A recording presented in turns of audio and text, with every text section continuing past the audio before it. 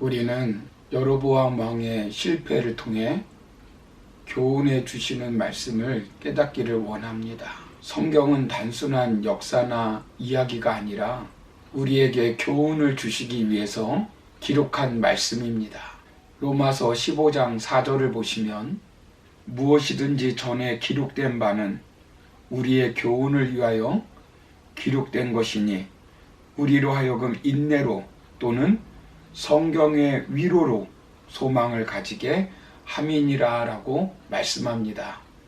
또한 디모데후서 3장 16절을 보시면 모든 성경은 하나님의 감동으로 된 것으로 교훈과 책망과 바르게 함과 의로 교육하기에 유익하니 라고 말씀합니다.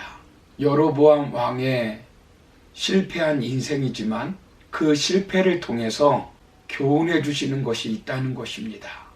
우리가 여로보암 왕을 통해 삶에 대한 기본적인 태도와 사명을 이루는 방법, 실수할 때 대처 방법으로 나누어 교훈을 받을 수 있습니다. 먼저 지난 시간에 삶에 대한 기본적인 태도에서 우리는 하나님의 은혜를 반역으로 갚지 말아야 합니다. 그리고 두 번째는 사명을 이루는 방법에서 우리는 나의 마음을 판단 기준으로 삼지 말고 하나님의 말씀을 판단 기준으로 삼아야 한다고 말씀드렸습니다. 오늘 세 번째로 살펴볼 것은 실수할 때 대처 방법으로 우리는 회개의 기회를 주어졌을 때 회개하여 새롭게 일어나야 합니다.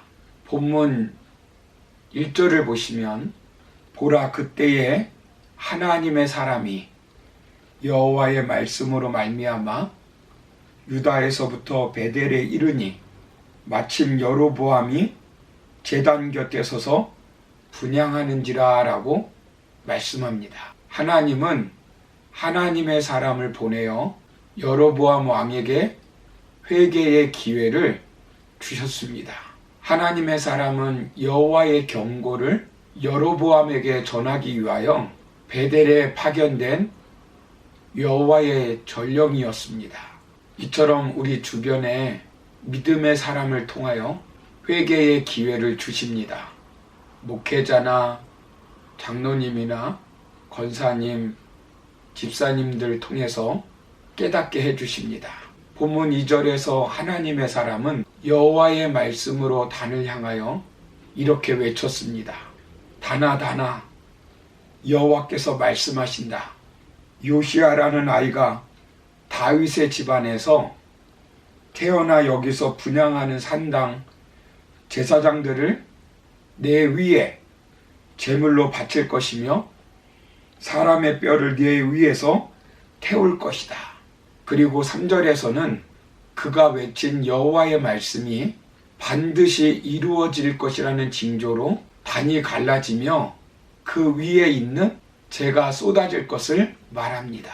그때 여로보암이 하나님의 사람을 붙잡으라고 명령하며 손을 펴자 그 손이 말라서 다시 거두지 못하는 징계가 내려집니다. 여로보암 왕은 자신의 손이 다시 회복되도록 하나님의 사람에게 은혜의 기도를 부탁합니다. 하나님의 사람이 이를 받아들여 기도하자 왕의 손이 다시 회복되었습니다. 이때 여로보암은 깨닫고 자신의 죄를 회개하고 하나님의 은혜를 구했어야 합니다. 하나님이 주신 기회였습니다. 여로보암 왕은 베델에 금송아지 숭배를 향한 하나님의 직접적인 경고를 무시해 버린 것입니다. 다시 하나님은 하나님의 사람을 보내어 경고하는 것을 보게 됩니다. 기적을 체험한 여로보암은 하나님의 사람에게 자신과 함께 집에 들어가 잠시 쉬고 예물 받을 것을 제안합니다. 그때 하나님의 사람은 모두 거절합니다.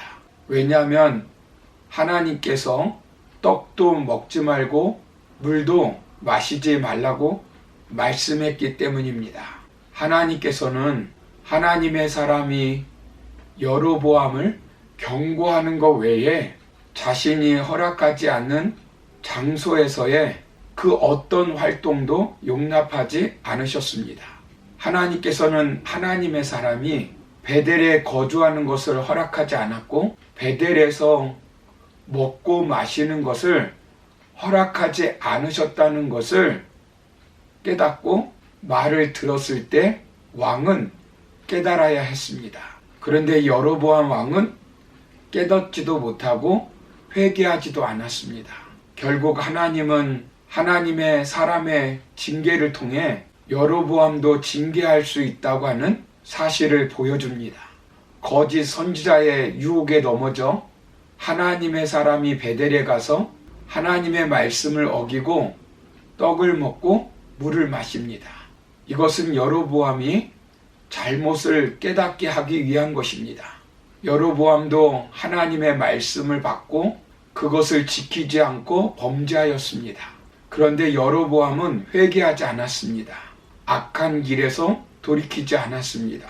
열왕기상 13장 33절을 보시면 그날에 그가 징조를 들어 이르되 이는 여호와께서 말씀하신 징조라 제단이 갈라지며 그 위에 있는 재가 쏟아지리라 하매라고 말씀합니다. 여로보암 왕은 일반 백성도 산당의 제사장으로 삼아 제사를 드리겠습니다. 솔로몬도 그렇게 하지는 않았습니다. 결국 여로보암은 회개하지 않음으로 말미암아 어떤 징계를 받았을까요? 열왕기상 14장 1절을 보시면 그때의 여로보암의 아들 아비야가 병든지라 라고 말씀합니다. 아들이 병들었습니다.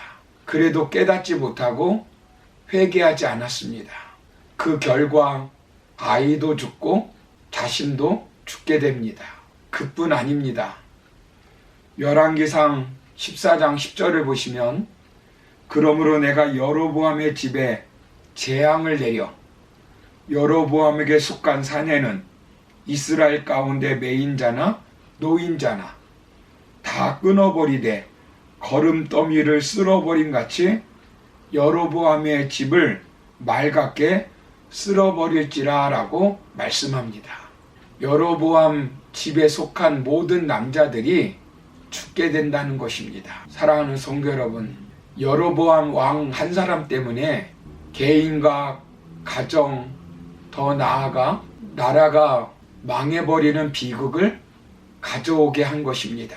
여로보암의 죄는 이스라엘의 역사에 뿌리 깊게 내려 이스라엘의 역사를 비극적 결말로 치닫게 하고 이스라엘 왕들의 범죄의 대명사가 되어버렸습니다.